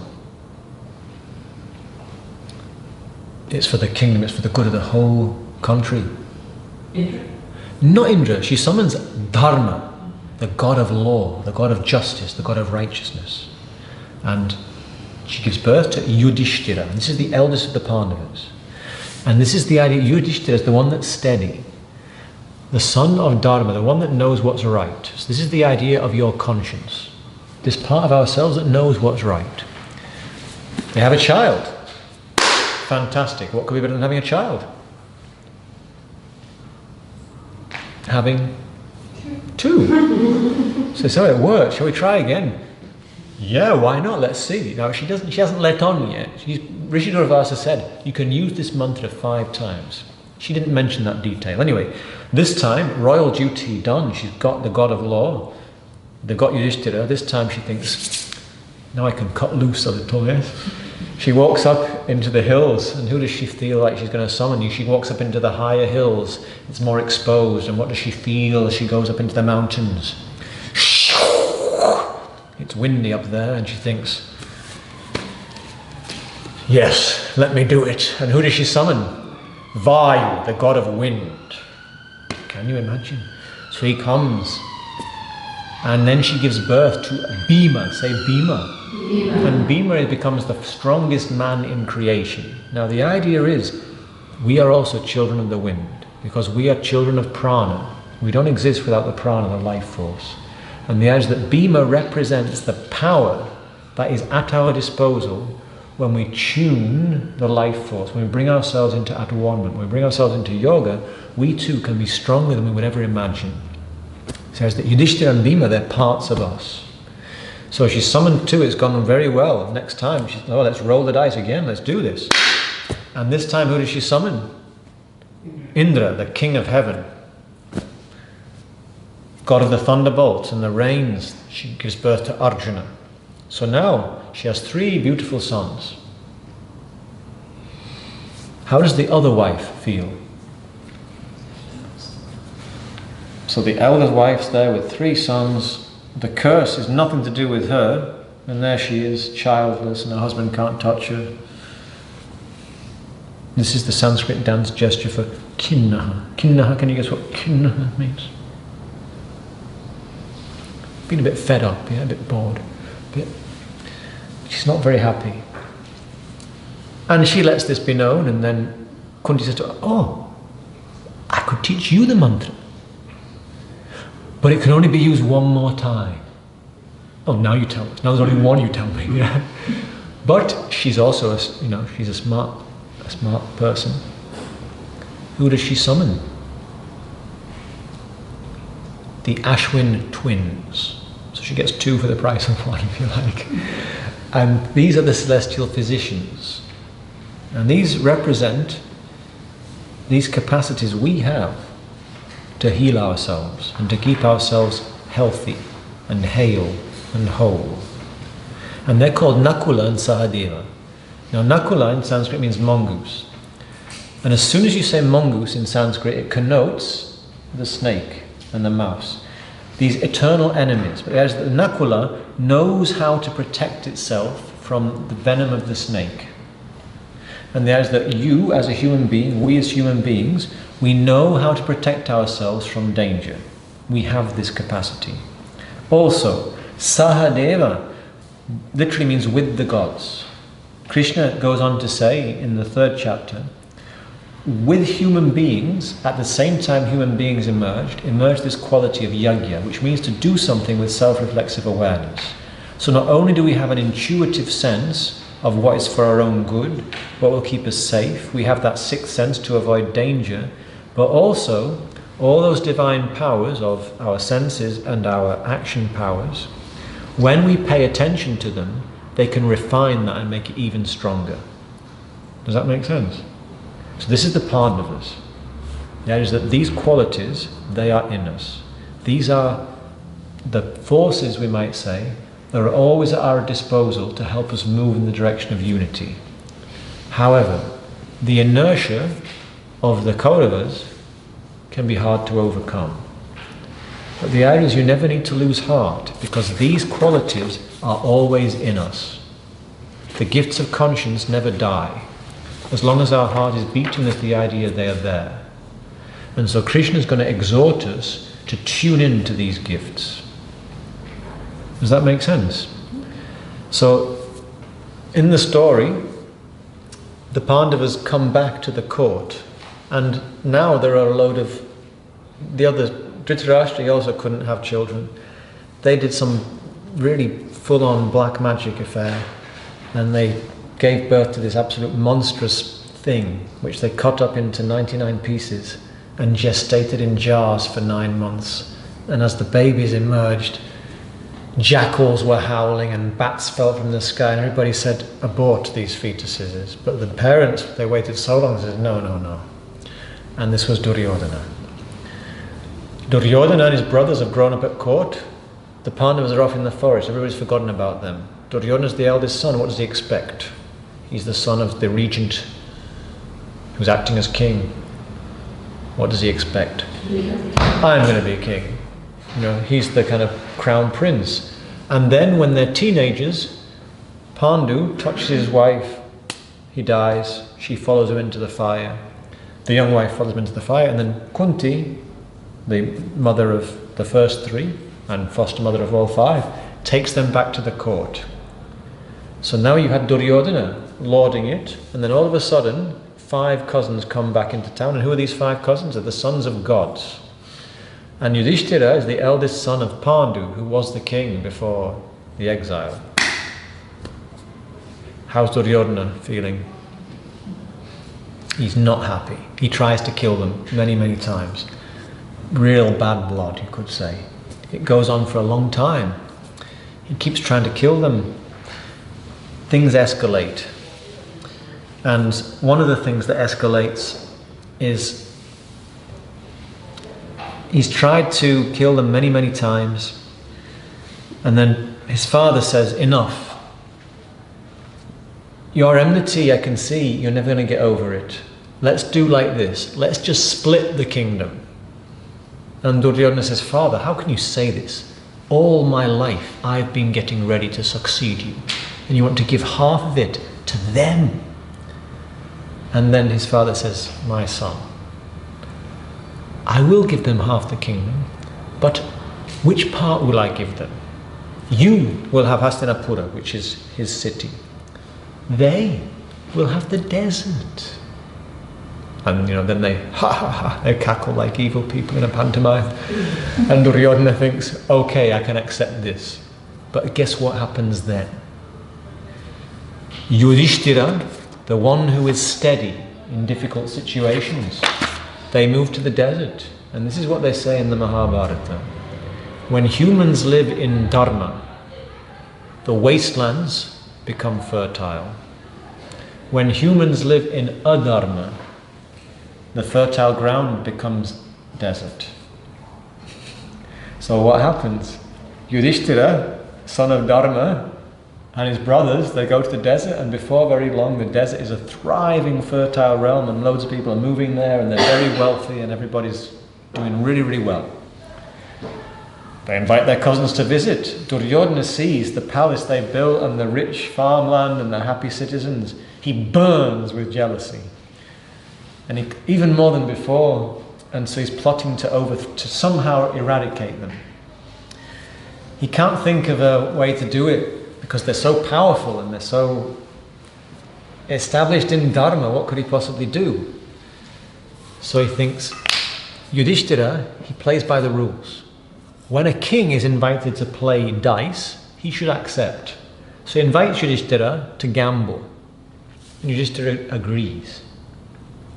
Now Duryodhana, who does he get to play for him? His uncle Shakuni, who is the greatest dice player in the world. In other words, what does that mean, the greatest dice player in the world? He's the best cheat, yeah? And Yudhishthira, how does he play? Fair and square, yeah? So they begin, and they gamble the things kings normally gamble. Gold, grain, horses, soldiers, all this type of stuff.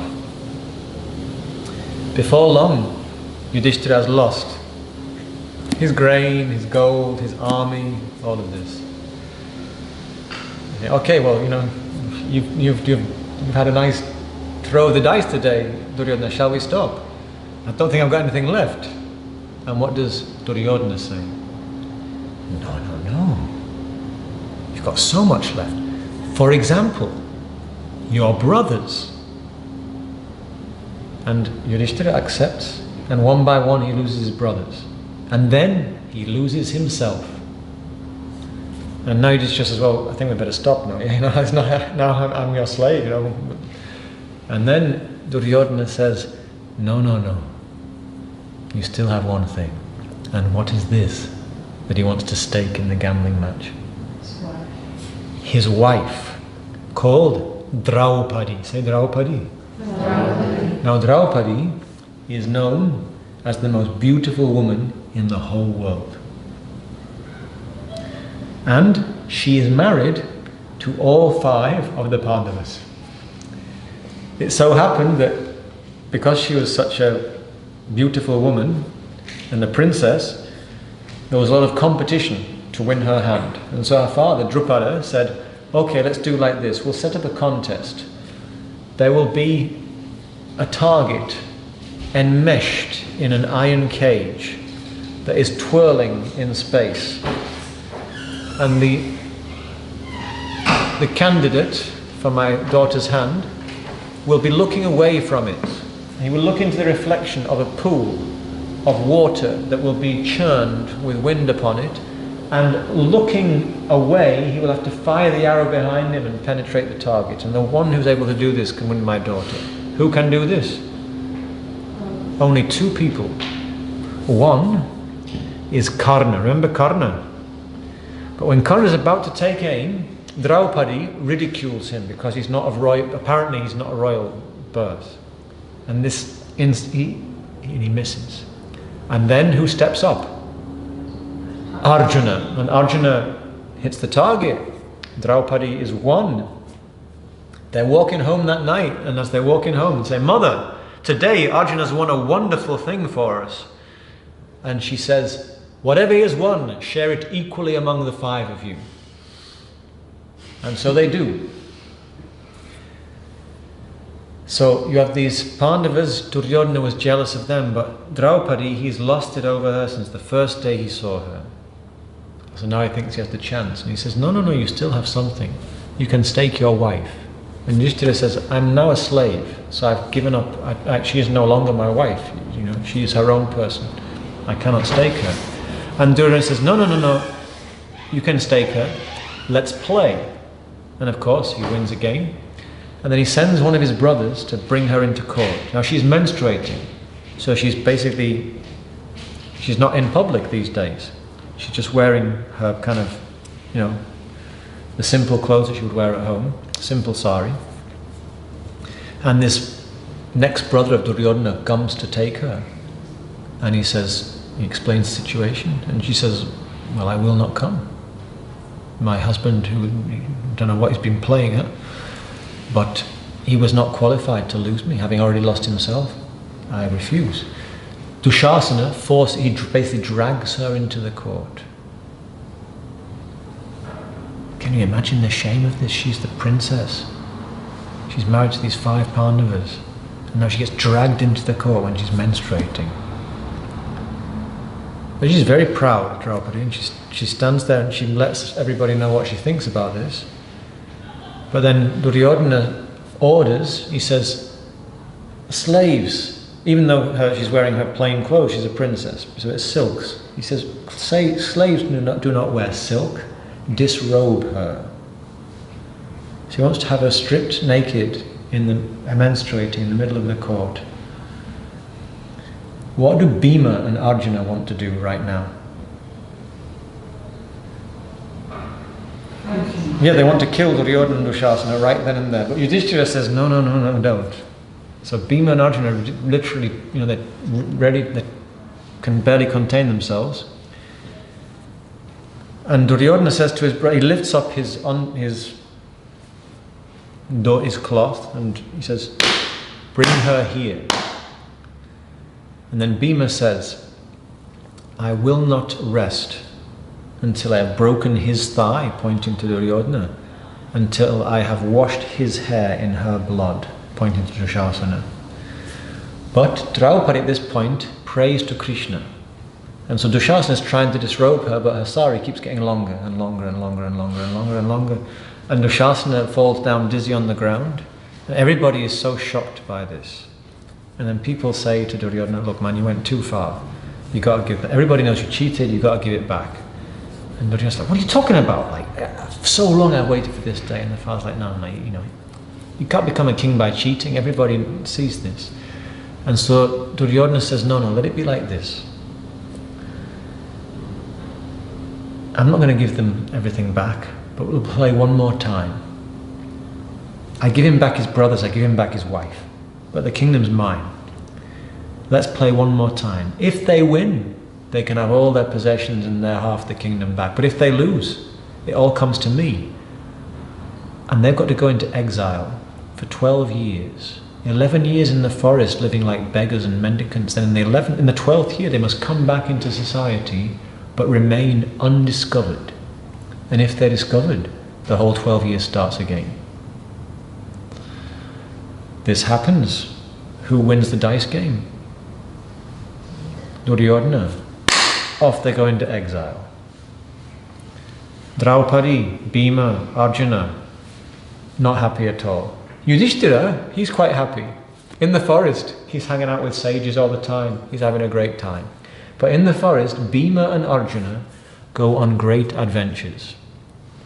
Arjuna fights with his father Indra in these celestial battles and wins many superpower weapons. Bhima meets Hanuman, who is his basic antecedent. He's also the son of the wind. Bhima gets wiser. They all accrue gifts, they all go on these adventures, and they also make some allies. Meanwhile, Duryodhana, having the power, is busy getting lots of allies. They manage to live out the terms of the exile. They come back after 12 years and they say, well, give us the kingdom back. And what does Duryodhana say? No. Yudhishthira says, just give us 5 villages and we'll live peacefully. And Duryodhana says, villages? I won't give you the land you could fit on the head of a pin. Krishna, who is related to them all, tries to intervene, but nothing doing. So war becomes inevitable. There is just a question of who Krishna will fight with. Krishna has a very powerful army who have never been defeated. At this stage, the Kauravas have a huge, huge army. The Pandava army is also huge, but not quite as huge. Duryodhana feels like he has the advantage. But there's a question who Arjuna will fight with, who Krishna will fight with. So Arjuna goes to see Krishna, and Duryodhana too. Krishna's asleep. Arjuna arrives, and he enters very quietly, and he sits down to meditate at the foot of Krishna's bed. Some minutes go by, and Duryodhana, barges in, and Krishna wakes up. And Duryodhana says, you know why we're here. What will it be? Who will you fight with? And Krishna says, oh, good morning. Warm today, isn't it? And Duryodhana says, well, and Krishna says, I will not fight in this war. You know how I feel about it. And Duryodhana can't quite believe this. It's going to be like this. One of you will have my army. One of you will have me. But I will not wield weapons in this war. Now what does Duryodhana want? He wants the army, yeah? What does Arjuna want? He just wants to be close to Krishna. And Krishna says, well, Duryodhana, when you arrived, you woke me up, and I saw that Arjuna was already at the foot of my bed, so I guess he arrived before you, yes? So maybe he should have first choice. And Duryodhana's like, he only woke up because I came in. It's like, he always favours them. And so Krishna looks to Arjuna, and Arjuna says, well, Krishna obviously want to be with you. And how does Duryodhana feel? He's got the army, so they both leave happily. And then comes the battle. And Arjuna says to Krishna, take me out between these two sets of armies on the battlefield and let me see with whom I must deal in this war. And what does Arjuna see all around? He sees his family, he sees his teachers, he sees the people he loves, he sees the people that he normally thinks of when he goes to fight. So it's very important to notice, Arjuna has this crisis of confidence. Normally, when Arjuna goes to the battlefield, how does he feel?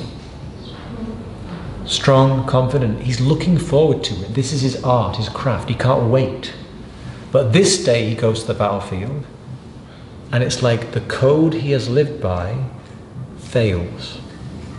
The rules he has relied on up to this point are no longer inclusive or far-reaching enough to deal with this situation. And is completely overwhelmed. Normally, the code he's lived by, he just goes to the battle, he does his thing, he emerges victorious, he goes home and celebrates and enjoys the victory. But this day he sees, I cannot enjoy the victory because whatever happens in this war, it's going to destroy everything I hold dear. That which I have treasured will be destroyed. So what's really going on here? What's this war really about? It's about transforming into something that is going to mean that that which has been familiar is going to change. But Arjuna is completely overwhelmed. Now imagine you've been following the story and this injustice has been going on for so long, and now this crunch time has come. It's the day of reckoning. And Arjuna, the biggest warrior in the Pandava army says to Krishna, take me between the two sets of army. What are you expecting? He goes, okay, I'm going to train will he kill Duryodhana with his first arrow? But what happens? What does Arjuna, how are we as the reader or the listener in the story? On the edge of our seats, yeah, we want to know what happens next. And then Arjuna says, what does he say? When he sees all around him his teachers and his family, his hair stands on end, his throat parches dry, his mighty bow drops from his hand, and he says, I will not fight. So now how are we as the reader? We're worried, yeah? And and we're very attentive. So the battlefield setting is also important because it basically heightens our awareness. It builds up to a climax. We're paying close attention. And the idea in yoga is that when we find ourselves in a very trying situation, this makes us pay closer attention. When we find ourselves challenged, often we discover or uncover greater resources. And this is what happens to Arjuna and what happens to us through the teaching that come to Arjuna. So he collapses on the floor of the chariot and he says, I will not fight. And then what happens? Krishna speaks. So, do you know the British band James? They have a song that says, help comes when you need it most. And this is what happens. Arjuna is in a time of tremendous need, but Krishna speaks to him. So, in terms of a brief introduction, does that make sense? Yeah? We had to race a little bit, but the idea is the Pandavas and the Kauravas, where are they? Who are they? They're family, and where do they live? Here. So, Abhinavagupta, this Kashmiri master of the medieval period, he's very explicit about it in his commentary. He says the Pandavas and the Kauravas, they are parts of you. He's not the only commentator to say this, but sometimes people get a translation of the Bhagavad Gita and they think it's just about some history. But this is not history. This is the story of now. All yogic literature is what I call Purana. It's a Sanskrit word, and Purana means that which is ancient but always fresh. It's set here and now. And this situation of conflict in the field, we've all experienced it.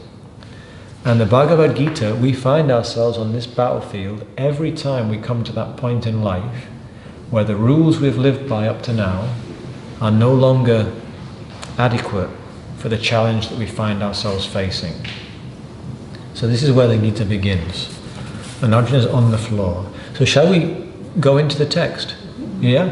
So let's look at the first verse.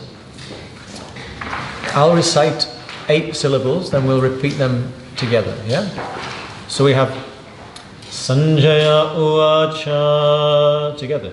Sanjaya Uvacha Tantata Kripaya Vishtam Tantata Kripaya Vishtam Ashrupurna Kulikshanam Ashrupurna Kulikshanam Vishirantamiram Vakyam Vishirantamiram Vakyam Uvacha Madhusudana Uvacha Madhusudana Shri Bhagavan Uvacha Shri Bhagavan Uvacha Kutastva Kashmaramiram Kutastva Kashmaramiram Vishami Samupastitam Vishami Samupastitam Anarya Jushtamasvargyam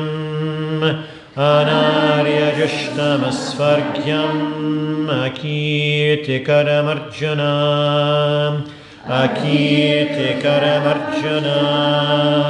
Klaibyam Asmagamaf Partha Klaibyam Asmagamaf Partha Naitattvayupapadyate Naitattvayupapadyate Kshudram Hridaya Daurabalyam Kshudram Hridaya Daurabalyam Tyaktva Tishta Parantapa Tyaktva tishta parantapa. So the first verse, Sanjaya Vacha. So Sanjaya, he just like introduces this. He is the blind king's minister. And he's telling him what happens. So he's telling Dhritarashtra what's happening on the battlefield. And he says, Tantatagribayavishtam Ashru Purna Kolekshanam Mishirantamidam Vakyam Uvacha Madhusudana. Madhusudana is Krishna. So Krishna and Arjuna, they go by many names in the Gita. And the name is always significant. We're going to see many instances of this through the chapter. Whenever Krishna calls Arjuna by a particular name, it's always very pregnant with meaning for us. Same with this name, Madhusudana. Now, Madhusudana means the one that overcame the demon who was known as Madhu. And Madhu was a very hard person to overcome. He'd been tyrannizing for a long, long time, and nobody had been able to, it was almost like invincible. But Krishna effortlessly took care of this demon. Does anybody know what Madhu also means literally? It's primary denotation. Madhu is the Sanskrit word for honey, and it also means sweet. Have you noticed that sometimes things that are difficult to overcome, they've now turned, they're not so sweet in your life, but they were sweet when they began. And now, because they kind of entered your system with a sweet association, it's hard to rid yourself of the attachment to that habit. Yeah? Krishna knows how to overcome that type of habit that entered. There's this lovely saying in Sanskrit, you can be a tiger with a cow's face, or you can be a cow with a tiger's face. So a cow with a tiger's face, this is the practice that might on the surface seem difficult but brings beautiful, generous rewards. But the tiger with the cow's face is that which seems sweet but then devours you. Yeah? So Madhusudana is that type of pattern, that type of enemy. But Krishna knows how to deal with that type of inimical pattern. So who is speaking? The one who knows how to get out of the very difficult type of situation that Arjuna finds himself in. Uvacha spoke Krishna Madhusudana. Who did Krishna speak to? Tam, to that one. Kripaya Vishtam, the one who was overwhelmed with misplaced compassion. Ashrupurna Kulekshanam, whose aspect was full of tears. What does that suggest? Arjuna is weeping. He is crying. What's the significance of Ashrupurna Kulekshanam? Krishna spoke to the one who's weeping. What do tears do? What does salt water do? It cleans, it purifies, yeah? Arjuna is this proud warrior, and here he is on the battlefield, weeping, with streams of tears washing down from his eyes. What is happening here symbolically?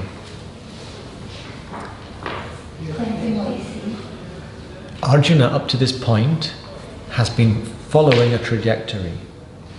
He has been blinkered to some degree. He's been protected from the reality of the bigger picture of life. The code that he has relied on has functioned perfectly well within these lines. But now he's come to a point where his soul and the evolutionary path of his life demands you've got to step out of that comfort zone.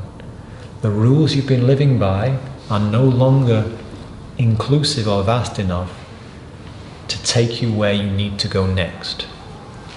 And so his vision, this is very symbolically, Arjuna is starting this process of demonstrating to us what it means to be a fit vessel to receive the teaching of Krishna.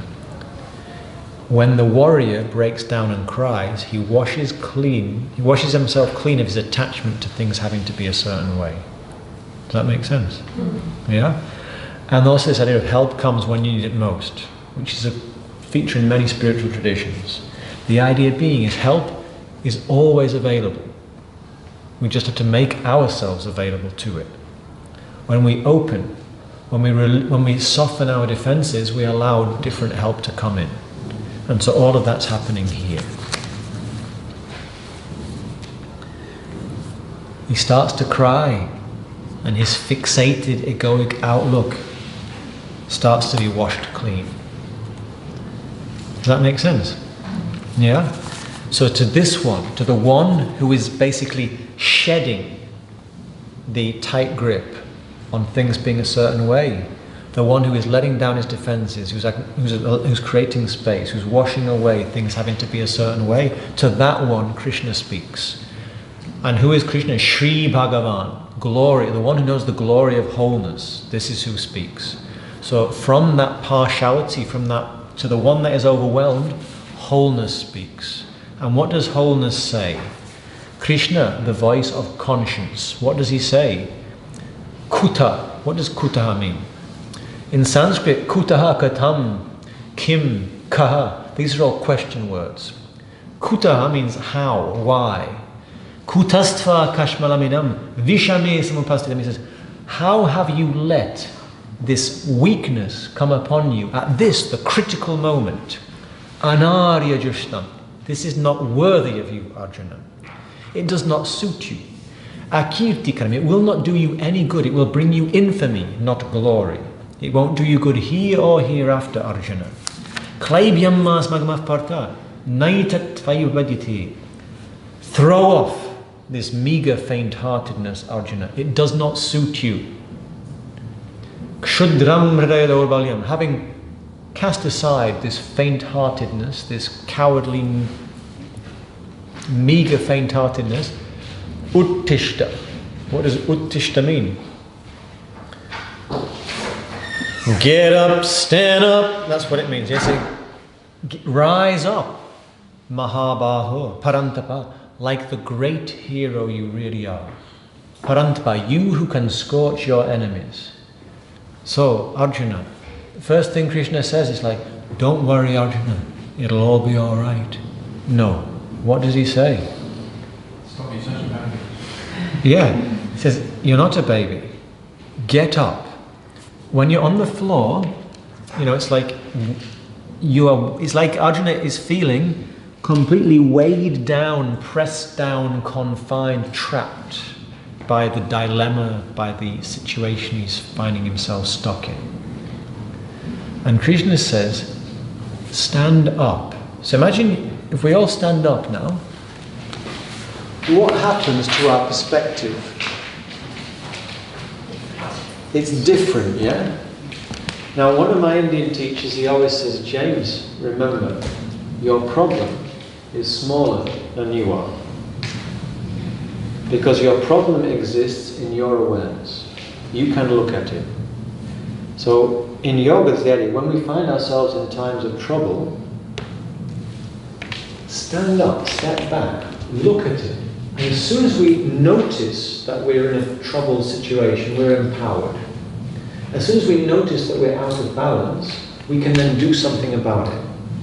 So in yoga, sometimes in life, if we notice, for example, we have a bad habit, a habit that's no longer serving us, we notice that we're doing something that is not conducive to our feeling well, according to the laws of modern society, how might a person feel when they notice such a tendency in themselves? Maybe you might feel dejected, you bang your head against the wall, you feel bad about yourself, yeah? But in yoga, as soon as you notice a problem, the idea is that's a cause for celebration. Because once we've noticed it, we're empowered. We can do something about it now. And so the idea is rise up. Remember, your problem is smaller than you are. As soon as you rise up, remember yourself, you can look at your problem afresh. And as you look at it, as you take a higher perspective, then you can look at it in a new way, a fresh way. You can recast it. Does that make sense? So basically he says, anytime you catch yourself being despondent,